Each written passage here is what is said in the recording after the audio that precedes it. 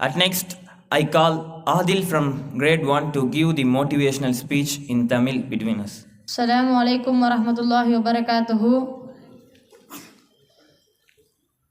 நாம் ஒவ்வொரு வாரந்தோறும் ஒவ்வொரு மோட்டிவேஷன் ஸ்பீச்சை கேட்டிருக்கின்றோம். அதில் இந்த வாரம் மோட்டிவேஷன் ஸ்பீச், தோல்விதான் வெற்றிக்கு முதன்படி. ஒரு மனிதன் தன் வாழ்வில் தோற்றதுக்கான காரணங்களை அடுக்கிறானா அவன் வாழ்வில் ஒருதோறும் வெற்றி பெற மாட்டான்.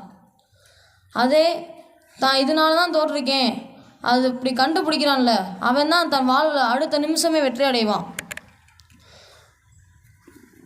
ஒரு விஷயம் திரும்பி திரும்பி நம்ம பார்க்கும்போது தான் அந்த விஷயம் எவ்வளோ இருக்குன்றது தெரியும். ஒரு விஷயம் நம்ம முடிஞ்ச அளவுக்கு அதில் முயற்சி செஞ்சோம்னா தான் அந்த விஷயத்தில் வெற்றி அடைய முடியும். வெற்றி என்பது 2 மடங்கு நம்பிக்கையை தான் கொடுக்கும். ஆனால் தோல்வி என்பது 2 மடங்கு அனுபவத்தை கொடுக்கும். அந்த அனுபவத்தை வச்சு தான் நம்மலாம் இங்கே வெற்றி பெற முடியும். ஒரு விஷயம் நமக்கு முன்னாடி ஆர்கியூமெண்ட் ஆச்சுன்னா நமக்கு முன்னாடி இருக்கவங்க நம்மளை ஏமாற்ற பார்க்குறாங்கன்னு அர்த்தம். ஒரு அறிவாளி அதுக்கு என்ன பதில் சொல்லுவானா, நீ தான்ப்பா சரின்னானா அந்த விஷயம் அதோட முடிஞ்சிடும். அதற்கு நம்ம வேறு மாறு பதில் சொல்லியிருந்தோம்னா நம்ம தான் அதிக முட்டாளாகுவோம்.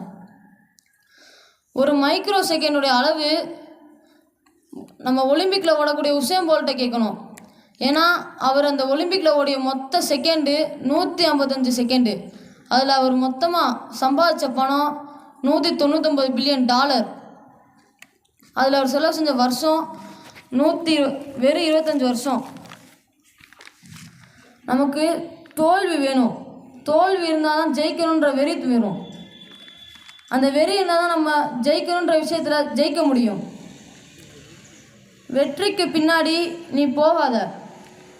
நீ உனக்கு பிடிச்ச துறையை தேர்ந்தெடுத்து அதில் நீ முடிஞ்ச அளவுக்கு உன்னோட எஃபெக்டை போட்டால் தான் அந்த விஷயத்தில் வெற்றி பின்னாடி தானாக வரும். தோத்தா ஜெயிக்கணுன்ற வெறி தான் வரும்.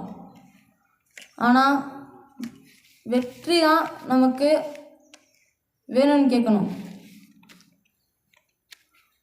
நீ உனக்கு பிடிச்ச படிப்புக்கு இந்த கல்வியை நீ எந்த அளவு கற்கிறியோ அதுதான் உனக்கு பின்னாடி நீ உனக்கு பிடிச்ச அளவுக்கு பயன் தரும்.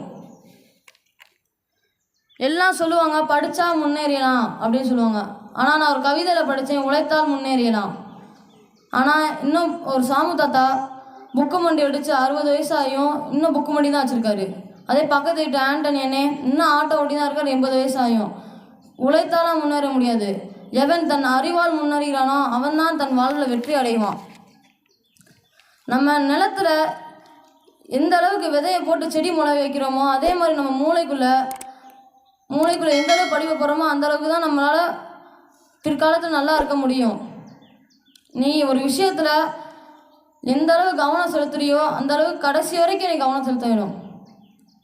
நம்ம படிப்பில் மட்டும் எக்காரணத்தை கொண்டு கோட்டை விட்டுறக்கூடாது. அஸ்ஸலாமு அலைக்கும் வரஹ்மத்துல்லாஹி வபரகாத்துஹு.